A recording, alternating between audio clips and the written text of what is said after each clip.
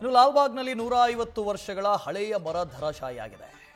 Ficus ಕನ್ನಿಂಗ್ ಹ್ಯಾಮಿ ಪ್ರಭೇದದ ಬೃಹತ್ ಮರ ಇದು. ಈ ಮರದಲ್ಲಿ ವಿ ಆಕಾರದಲ್ಲಿ ಬೃಹತ್ ರೆಂಬೆಗಳು ಬೆಳೆದಿತ್ತು. ವಿ ಆಕಾರದ ಬೃಹತ್ ರೆಂಬೆಗಳು ಮಧ್ಯ ಟೊಳ್ಳಾಗಿತ್ತು ಮರ. ಇನ್ನು ಲಾಲ್ಬಾಗ್ ವೆಸ್ಟ್ ಗೇಟ್ನ ಬಳಿ ಬೃಹತ್ ಮರ ಬಿದ್ದಿದೆ.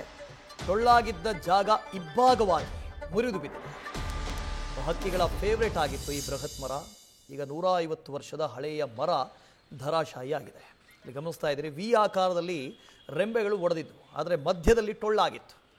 ವಿ ಆಕಾರ ಒಡೆದುಕೊಂಡಿದೆಯಲ್ಲ, ಅಲ್ಲಿ ಮಾತ್ರ ಟೊಳ್ಳಾಗಿತ್ತು. ಈ ಹಿನ್ನೆಲೆಯಲ್ಲಿ ಮರವೊಂದು ಬಿದ್ದಿದೆ. ದೃಶ್ಯದಲ್ಲಿ ಗಮನಿಸ್ತಾ ಇದ್ದೀರಿ, ಫೈಕಸ್ ಕನ್ನಿಂಗ್ ಹ್ಯಾಮ್ ಅನ್ನುವಂಥ ಪ್ರಭೇದದ ಮರ ಇದು. ಅಂದರೆ ಬೆಂಗಳೂರಲ್ಲಿ ಆಲ್ಮೋಸ್ಟ್ ಆಲ್ ಇರೋದು ಬೆಂಗಳೂರಿನ ಹ್ಯಾಬಿಟೈಟ್ ಆಗಿರುವಂಥ ಮರಗಳಲ್ಲ, ಯಾವುದೋ ವಿದೇಶದಿಂದ ತಂದು ನೆಟ್ಟಿರುವಂಥ ಮರಗಳು. ಆದರೂ 150 ವರ್ಷ ಬದುಕಿತ್ತು ಈ ಮರ. ಬೃಹತ್ ಗಾತ್ರದ ಮರ ಇದು. ಹಕ್ಕಿಗಳಿಗೆ ಆಶ್ರಯ ಆಗಿತ್ತು, ಫೇವ್ರೆಟ್ ಸ್ಪಾಟ್ ಆಗಿತ್ತು ಇದು. ನೋಡಿ, ಬೇರುಗಳು ಹಾಗೇ ಇದ್ದಾವೆ.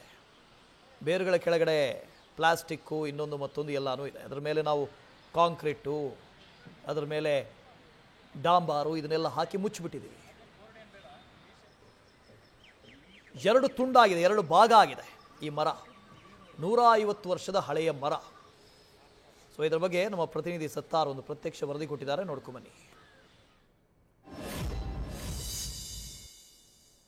ಕಾಶಿ ಲಾಲ್ಬಾಗ್ನಲ್ಲಿ 150 ವರ್ಷದ ಹಳೆಯದಾಗಿರುವಂತಹ ಮರ ನಿನ್ನೆ ಸಂಜೆ ಧರಾಶಾಯಿಯಾಗಿದೆ.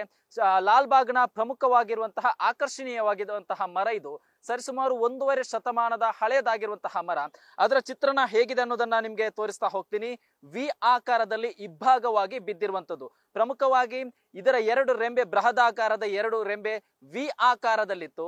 ಬಟ್ ಮರ ಟೊಳ್ಳಾಗಿದ್ದರಿಂದ ಇಬ್ಬಾಗವಾಗಿ ಬಿದ್ದಿರೋದು. ಅದನ್ನ ನಿಮ್ಗೆ ದೃಶ್ಯ ಸಮೇತ ತೋರಿಸ್ತಾ ಹೋಗ್ತೀನಿ. ಇದು ಲಾಲ್ಬಾಗ್ನ ಪ್ರಮುಖ ಆಕರ್ಷಣೆಯಾಗಿರೋದ್ರಿಂದ ಸಹಜವಾಗಿ ಇಲ್ಲಿರುವಂತಹ ವಾಕರ್ಸ್ಗಳಿಗೆ ಕೂಡ ಯಾವಾಗ ಮರ ಬಿದ್ದ ವಿಚಾರ ಗೊತ್ತಾಯ್ತೋ ಅವರಿಗೂ ಕೂಡ ಒಂದಿಷ್ಟು ಬೇಸರ ಆಗಿರುವಂತದ್ದು. ವಿ ಆಕಾರದಲ್ಲಿ ಬೆಳೆದಿದ್ದಂತಹ 2 ರೆಂಬೆ ಬೆದ್ದಿದ್ರೆ ಮಧ್ಯಭಾಗದಲ್ಲಿ ಅದು ಟೊಳ್ಳಾಗಿದ್ದಂತಹ ಪರಿಣಾಮ ಇಬ್ಬಾಗವಾಗಿ ಬಿದ್ದಿದೆ. ಈ ಒಂದು ಮರ ಏನಿದೆ ಇದು ಫೈಕಸ್ ಕನ್ನಿಂಗ್ ಹ್ಯಾಮಿ ಪ್ರಭೇದದ ಮರ. ಈ ಒಂದು ಮರ ಸಣ್ಣ ಪುಟ್ಟ ಹಣ್ಣುಗಳನ್ನು ಕೂಡ ಬಿಡ್ತಾ ಇರೋದ್ರಿಂದ ಇದು ಮನುಷ್ಯರಿಗೆ ಮಾತ್ರವಲ್ಲ, ಪ್ರಾಣಿ ಪಕ್ಷಿಗಳಿಗೆ ಪ್ರಮುಖವಾಗಿ ಆಕರ್ಷಣೀಯವಾಗಿತ್ತು. ಪಕ್ಷಿಗಳಿಗೆ ಇದು ಆಹಾರವಾಗಿದ್ದಂತಹ ಮರ. ಅಂತಹ ಮರ ಇಬ್ಬಾಗವಾಗಿ ಬಿದ್ದಿರೋದ್ರಿಂದ ಸಹಜವಾಗಿ ಇದೀಗ ವಾಕರ್ಸ್ಗಳಿಗೆ ಕೂಡ ಒಂದಿಷ್ಟು ಬೇಸರ ಕೂಡ ವ್ಯಕ್ತಪಡಿಸ್ತಾ ಇದ್ದಾರೆ. ಅದರ ಜೊತೆಗೆ ಈ ಮರ ನಿನ್ನೆ ಸಂಜೆ ಬಿದ್ದಿರೋದ್ರಿಂದ ಸದ್ಯ ಇವತ್ತು 11 ಗಂಟೆ ನಂತರ ಇದನ್ನು ತೆರವು ಮಾಡುವಂತಹ ಒಂದು ಕೆಲಸ ಆಗುತ್ತೆ. ಬೆಳಗ್ಗೆ ಹೊತ್ತು ಇಲ್ಲಿ ದೊಡ್ಡ ಮಟ್ಟದಲ್ಲಿ ವಾಕರ್ಸ್ ಇರೋದ್ರಿಂದ ಈ ಒಂದು ಸಂದರ್ಭದಲ್ಲಿ ಇದನ್ನು ತೆರವು ಮಾಡಿ ಕಟ್ ಮಾಡಿದ್ರೆ ಅವರಿಗೆ ಕೂಡ ತೊಂದರೆ ಆಗ್ಬಹುದು ಅನ್ನೋ ಕಾರಣಕ್ಕೆ ಮಧ್ಯಾಹ್ನ 11 ಗಂಟೆಯ ನಂತರ ಈ ಒಂದು ಮರವನ್ನು ತೆರವು ಕೂಡ ಮಾಡಲಿದ್ದಾರೆ. ಕ್ಯಾಮರಾ ಪರ್ಸನ್ ಸೂರಜ್ ಜೊತೆ ಸತ್ತಾರ್, ನ್ಯೂಸ್ ಫಸ್ಟ್, ಬೆಂಗಳೂರು.